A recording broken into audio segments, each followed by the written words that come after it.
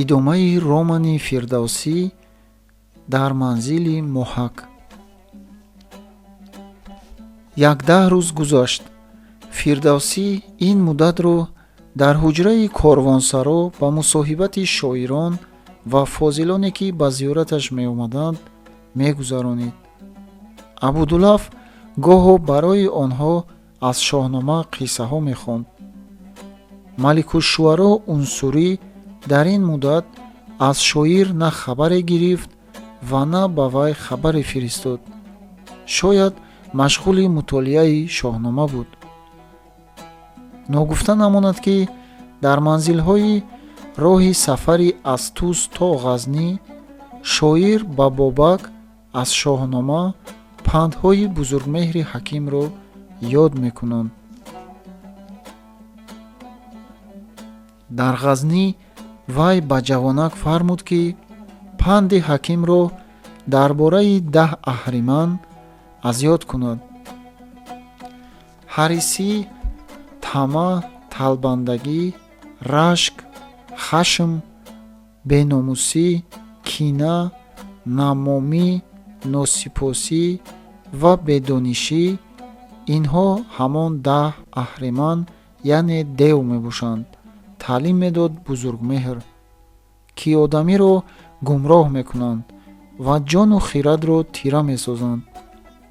Одамӣ бояд ҳамеша аз инҳо гурезон бошад.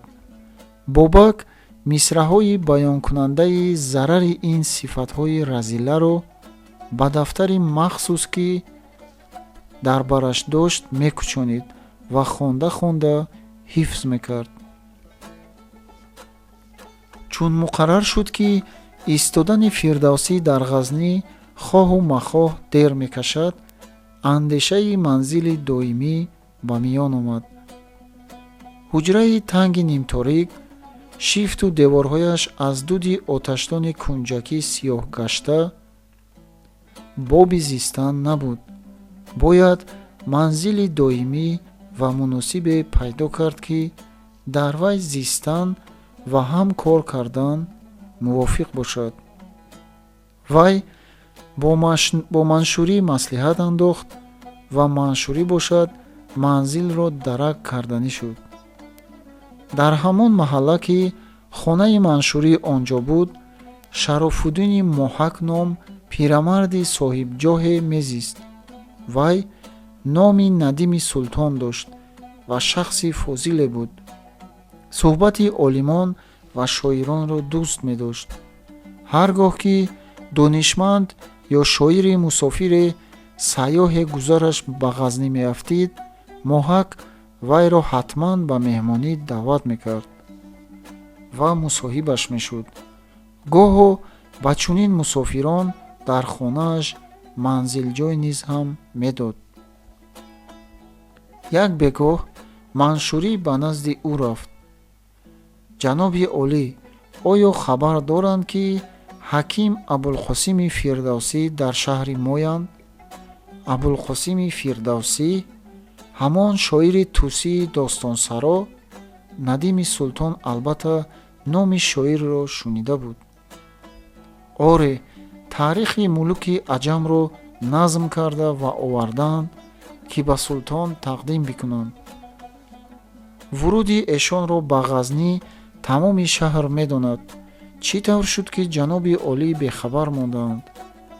ман ба Буст рафта будам, дишаб баргаштам. оё майл надоред боре бо эшон ҳамсӯҳбат шавед? чаро, бо камоли майл. ман ба ин шак надоштам, бинобар ин омадам ки хабар диҳам. хеле хуб, пас оё даъват бикунем ва шумо эшонро ба хонаи мо меоваред ё аввал ман худ ба хизматашон биравам? ман фардо бегоҳӣ устодро ба меҳмонӣ мехонам. агар шумо ҳам лутфан ба кулбаи банда қадам ранҷа мекардед? хеле хуб, ташаккур, меоям, гуфта гапи ӯро бурид Моҳак. Шарафуддини Моҳак, Надими Амир, Носириддини Сабуктегин падари Султон Маҳмуд буд, вале акнун дар пирӣ аз дарбор дур афтода буд. султон ӯро фақат ба хотири надими падараш будан гоҳ-гоҳ соле як бор ду бор ба дарбор даъват мекарду бас. пирамард зарофат дошт, хушсӯҳбат ва базлагӯй буд. рӯзи дигар баъд аз пешин вай бо мушоияти ду чокараш дар манзили Маншурӣ ҳозир гардид. Фирдавсӣ бо Абудулаф андак пештар омада буданд. ассалому алайкум, ба шаҳри мо ташрифи қудум фармуданд, хуш омаданд, муштоқи дидорашон будем. моҳак бо шоир дудаста вохӯрии гарм кард. пирамард бо тану туш чорпаҳлӯ, қадаш аз Фирдавсӣ як сар баландтар буд. ҳар ду дар пешгоҳ шона ба шона нишастанд. Маншурӣ ба пои қадами ду меҳмони волумақом меҳмонхонаашро ороста ва асбоби зиёфати муносибро таҳия карда буд. шунидам таърихи мулукро назм карданд. маътасуф моро то алвақт хондани шоҳкори ҳазрат муяссар нашуд. умед аст ки акнун бубинем ва бихонем. сари дастархон аҳволпурсӣ ва аз ҳар боб ки муносиби мавқеъ буд гуфтугузор карданд. сипас моҳак хоҳиш кард ки ягон боб аз шоҳнома хонда шавад. Абудулаф бо иҷозати шоир як ҷилд аз ҷилдҳои шоҳномаро ки оварда буданд кушода ба қироати қиссаи Соми Наримон ва Золи Зар шурӯъ кард. моҳак ва Маншурӣ дам фурӯ бурда шуниданд. Надими пир ҳатто дар кӯдакӣ ҳам афсонаҳои модарашро бо чунин шавқу ҳавас гӯш накарда буд. аз қисса каме монда буд ки шаб ба нима наздик шуд. дар Фирдавсӣ осори хастагӣ мушоҳида карданд ва қории хушхон ҳам монда шуда буд. ночор ба таассуф моҳак шоҳномахониро бас кардан лозим омад. вале надими султон шарт ниҳод ки фардо бегоҳӣ шоир ва ровӣ бо ҳамроҳии Маншурӣ ба меҳмонии ӯ марҳамат мефармоянд ва давоми қисса дар хонаи ӯ хонда хоҳад шуд. рӯзи дигар дар меҳмонхонаи моҳак боз як бегоҳ ва як поси шабро вақфи шоҳномахонӣ карданд. моҳак шоирро барои шабхобӣ дар меҳмонхонааш мононд. Маншурӣ ба хонаи худаш ва Абудулафу Бобак ба корвонсаро равон шуданд. мизбон бо шоир якка ба якка монда минҷумла аз муддати таваққуфи ӯ дар ғазнӣ пурсон шуд. Фирдавсӣ гуфт ки ин ҳанӯз маълум нест. дар бораи боби истиқомат набудани ҳуҷраи корвонсаро ҳам сухан рафт. моҳак гуфт агар шоир қабул кунад вай бо ҷону дил ба ӯ дар хонаи худаш манзил хоҳад дод. дӯстдорандаи суҳбати оқилону доноён Шарафуддини моҳак солҳои бисёри умраш бо он тоифа омезиш дошт. акнун ба ҷиҳати пирӣ ва аз тарафи дигар камилтифотии султон вай аз маҷлису маъракаҳо канор афтода дилтанг мешуд. орзуи ҳамдамеву ҳамнишине мекард ки бо мусоҳибати вай занги дилаш шуста шавад. агар Абулқосими Фирдавсии ҳаким якчанд муддат дар манзили ӯ қарор мегирифт, айни муддао мебуд. ҳавлии калон ва фарохи ӯ ки қариб нисфи маҳалларо ишғол мекард, чандин хонаву ҳуҷраҳо дошт. нишонидани мусофирони тусӣ дар яке аз ҳуҷраҳо барояш малоле намеовард. аз дарвоза долони васеъ ва дарозе ба дари ҳавлии дарун мебурд. долон дар ду бараш ду дар дошт. аз дари тарафи чап ба ҳавличаи дигаре даромада мешуд, ки меҳмонсаро буд. дари тарафи рост ба сарой ҳайвонот боз мешуд, ки ҳуҷраҳои истиқоматии хизматгору саизҳо низ дар вай буд.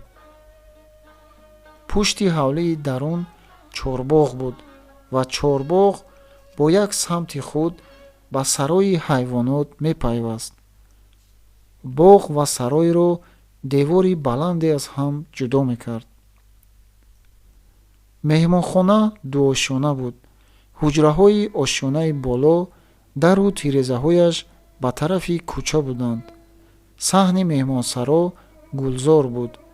дар канораҳои гулзор якчанд бех сарву санавбари мавзуни ҳамешасабз қад афрода буданд ва дар зери онҳо ҷӯяки оби равон буд, ки аз корез сарчашма мегирифт. фирдавсӣ таклифи моҳакро бо миннатдорӣ қабул кард. соҳиб фирдавсӣ ва ҳамроҳони ӯро дар меҳмонсаро дар ду ҳуҷраи болохона ҷой дод. ҳар бегоҳ то дершаб ва баъзан рӯзҳо ҳам менишастанду суҳбат мекарданд. ба ҳамдигар аз саргузаштҳо, аз сафарҳои худашон воқеаҳои шавқангез нақл менамуданд. шаб дар поёни суҳбат шоҳнома хонда мешуд. моҳак аз шабнишиниҳо он қадар хушнуд мегардид, ки нишасти навбатиро бесаброна нигарон мешуд. аксар вақт дар шабнишиниҳо чанде аз шоирону фозилони шаҳр низ ҳозир мебуданд ва он гоҳ маҷлисро латифагӯиҳо, мутоибаҳои зарифона ва мушоираҳо метафсонданд. гоҳо созанда ва сарояндагон даъват карда мешуданд, ки аҳли суҳбатро бо созу навоҳо маҳзуз ва масрур месохтанд. хурду хӯроки рӯзонаи меҳмонони тӯсӣ ду маҳал аз ошхонаи соҳиб мерасид. палави бегоҳирӯзӣ бошад, дар оташдони беруни меҳмонхона барои ҳамаи ҳозирони шабнишинӣ пазонда мешуд. фирдавсӣ аз муфтхории тӯлкашида ҳиҷил буд. пас аз якчанд рӯзи истиқомат дар манзили соҳиб аз вай миннатдорӣ ва хоҳиш кард, ки иҷозат диҳад ҳар се мусофир харҷи маоши худашонро аз киссаи худашон кунанд. дар таомул меҳмондорӣ то 3 рӯз аст. хоҷа, шумо аз ин хеле гузарондед, мутоибамез гуфт ба ӯ шоир. эй азиз, аз матбахи банда ҳамарӯза 40 кас рӯзӣ мехӯранд, гуфт моҳак. магар ҳамтибҳии 3 каси нав малоле дорад? на, барои ман ҳамнишинии шумо давлати худодод аст. мавлоно, агарчи шумо як умр меҳмони ман бошед, ман боз ҳам ҳаққи муоширату мусоҳибат бо ҳамчун шумо азизеро нагузорудам. азизи туфайлихор, хандид фирдавсӣ, охир моро як чунин паноҳгоҳи хуб доданатон кам буд, ки боз... на, асло, гапи ӯро бурида, дигар дар ин бора сухан шунидан намехоҳам. даҳони меҳмонашро баст хоҷа. фирдавсӣ ҳоло бефоида будани ин гуфтугӯро ҳис карда, дигар ба хоҷа дар ин бора гап назад. вале рӯзи дигар дар меҳмонхона дар поёни шоҳномахонӣ аз нав ба ин мавзӯъ баргашта ба моҳак ба таври ҷиддӣ гуфт, ки агар хоҷа ӯро аз ҳиҷолат баровардан хоҳад, бояд ба дегу табақ кардану минбаъд аз пули худ харҷи маош намудани вай розӣ шавад, вагарна вай, яъне фирдавсӣ, бо ҳамроҳонаш ночор ба корвонсаро мекӯчад. моҳак ночор розӣ шуд. бо фармоиши вай пагоҳи дигар хизматгораш ба ҳуҷраи Абудулафу Бобак як дегча чойҷӯш, кӯза ва табақу коса овард. ду бағал тарошаи майда майда кафондашуда низ оварда партофтанд.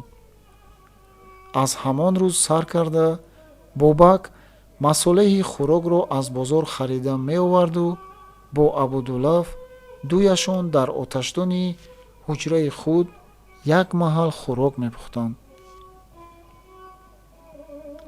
обу ҳезум рӯбучини ҳарду ҳуҷра ба уҳдаи яке аз чокарони моҳак буд, ки аз тарафи соҳиб ба ин хизмат маъмур шуда буд.